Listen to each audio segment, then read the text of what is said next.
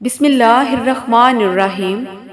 آج کی اس ویڈیو میں ہم آپ کو بتائیں گے کہ شداد کون تھا اور اس نے کس طرح سے اللہ پاک کی نافرمانی کی اور خدائی کا دعویٰ کیا، پھر کیسے اس نے دنیا میں اپنے لیے ایک جنت تیار کی۔ ناظرین، شداد دنیا کی اس طاقتور قوم سے تعلق رکھتا تھا جس کا نام قوم عاد ہے۔ اس قوم پر اللہ تعالیٰ کا ایک خاص کرم تھا، وہ یہ کہ وہ سب سے طاقتور اور ایک ناڈر قوم تھی۔ اس کے علاوہ اللہ پاک نے اس قوم کو سرسبز باغات، کھیت اور میٹھا پانی عطا فرمایا تھا۔ اس کے علاوہ بھی قوم عاد کے پاس ضروریات زندگی کی ہر سہولت وافر مقدار میں موجود تھی، چنانچہ بہت زیادہ مال و دولت اور دیگر اشیاء کی وجہ سے یہ قوم بھٹک گئی اور اپنے ہی رب کی نافرمان قوم بن گئی۔ پھر ان کو راہ راست پہ لانے کے لیے اللہ تعالیٰ نے اس قوم پر حضرت ہود علیہ السلام کو نبی بنا کر بھیجا۔ حضرت ہود علیہ السلام ان سرکش اور نافرمان لوگوں کو اللہ کا پیغام سناتے اور ان کو صحیح راستے کی پہچان بتاتے تھے، لیکن یہ قوم اس قدر گمراہ ہو چکی تھی کہ انہوں نے حضرت ہود علیہ السلام کی ہر بات کو جھٹلایا اور ان کی بات نہ مان کر کفر کے راستے پر چلتے رہے، بلکہ یہ لوگ حضرت ہود کی بات ماننے کی بجائے ان کا مذاق اڑاتے۔ شداد بھی اسی قوم کا سردار یعنی بادشاہ تھا۔ شداد ایک بہت بڑی سلطنت کا بادشاہ تھا اور اس کی یہ بادشاہت یمن سے لے کر عراق تک پھیلی ہوئی تھی۔ شداد اس قدر طاقتور حکمران تھا کہ اس نے بڑے بڑے حکمرانوں کو اپنے زیر کر لیا تھا، لیکن جب حضرت ہود علیہ السلام نے شداد کو اسلام کی دعوت دی اور ایک خدا کی عبادت کرنے کا حکم دیا تو اس وقت حضرت ہود علیہ السلام اور شداد کے درمیان بات چیت کی جنگ چھڑ گئی، جس میں شداد نے حضرت ہود علیہ السلام سے پوچھا کہ اگر میں تمہارے خدا پر ایمان لے آؤں تو مجھے کیا حاصل ہوگا؟ تو حضرت ہود علیہ السلام نے جواب دیا کہ تم پر جنت حلال ہو جائے گی۔ جیسے ہی شداد نے جنت کا نام سنا تو اس نے حضرت ہود علیہ السلام سے پوچھا کہ یہ جنت کیا چیز ہے؟ تو حضرت ہود علیہ السلام نے شداد کو جنت کے بارے میں اور اس میں پائی جانے والی نعمتوں کے بارے میں بتایا، تو وہ بدبخت آپ کی باتیں سن کر زور زور سے ہنسنے لگا اور حضرت ہود سے کہنے لگا کہ اس میں کون سی بڑی بات ہے، ایسی جنت تو میں بھی تیار کر سکتا ہوں۔ حضرت ہود علیہ السلام نے شداد کو اس کے غرور اور کفر سے روکنے کی بے حد کوششیں کی، لیکن وہ بدبخت شیطان باز نہ آیا۔ بس پھر شداد جنت بنانے کی تیاری میں لگ گیا۔ اس نے اپنی سلطنت میں سے ماہر کاریگروں کو بلوایا اور احقاف میں ارم کے مقام پر جنت بنانے کا کام شروع کروا دیا۔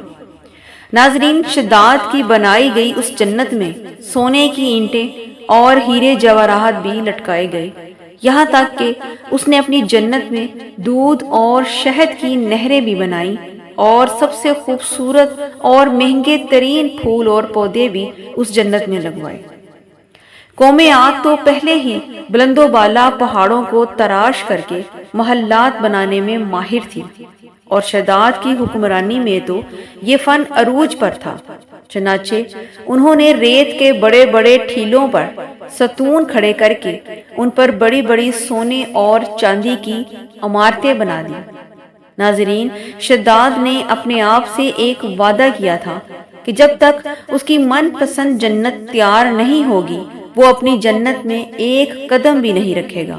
اس طرح وہ اپنے محل میں جنت بننے کا بے صبری سے انتظار کرنے لگا۔ شداد کی جنت کو تیار ہونے میں 12 سال لگ گئے۔ جب اس کی جنت تیار ہو گئی تو شداد کو پیغام ملا کہ اس کی اپنی جنت تیار ہو چکی ہے۔ چنانچہ شداد جنت کے بننے کا پیغام سن کر بے حد خوش ہوا اور اپنی فوج کو ساتھ لے کر جنت کی طرف نکل پڑا۔ جیسے ہی شداد جنت کے دروازے پر پہنچا تو اس کے سامنے ایک شخص کھڑا تھا، جسے دیکھ کر شداد کو بے حد غصہ آیا اور اپنے سپاہیوں سے کہنے لگا کہ یہ انسان مجھے جنت میں داخل ہونے نہیں دے گا۔ تو اس کے اہلکاروں نے شداد سے پوچھا کہ ہمیں بتائیں کہ یہ شخص کون ہے اور کیوں آپ کو جنت میں داخل ہونے نہیں دے گا؟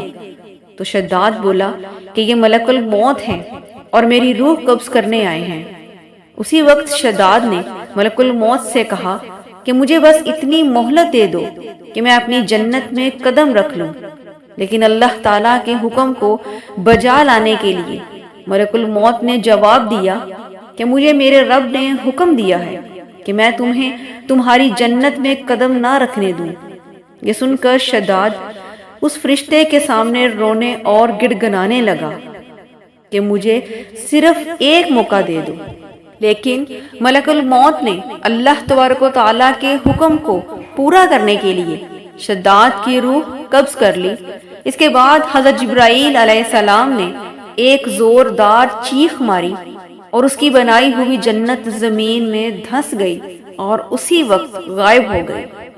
شداد کے اس عبرتناک انجام کے بعد حضرت ہود علیہ السلام نے قوم عاد کو اسلام کا پیغام دیا اور راہ راست پر لانے کی انت تک کوششیں کی، لیکن اقتدار کا نشہ اس قدر ان پر چھایا ہوا تھا کہ انہیں اور کچھ نظر نہ آ رہا تھا، یہاں تک کہ حضرت ہود علیہ السلام مایوس ہو گئے۔ پھر اللہ تعالیٰ نے حضرت ہود علیہ السلام کو حکم دیا کہ وہ اپنے ساتھیوں سمیت اس شہر سے باہر نکل جائیں۔ ناظرین، جیسے ہی حضرت ہود علیہ السلام اپنے ساتھیوں کے ساتھ اس جگہ سے روانہ ہو گئے تو وہاں اللہ تعالیٰ نے آندھیوں کا سلسلہ شروع کر دیا۔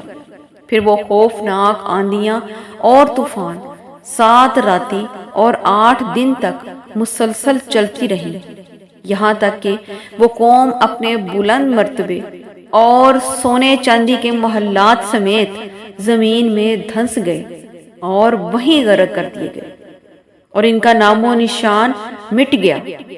جس وادی کے اندر بلند و بالا محلات تھے وہ تمام کے تمام ایک ریت کے صحرا کے اندر تبدیل ہو گئے۔ ناظرین، قوم عاد کو اللہ پاک نے اس طرح سے زمین میں غرق کر دیا کہ وہاں صرف ریت ہی ریت دکھائی دینے لگی اور کسی کا بھی نام و نشان نہ بچا۔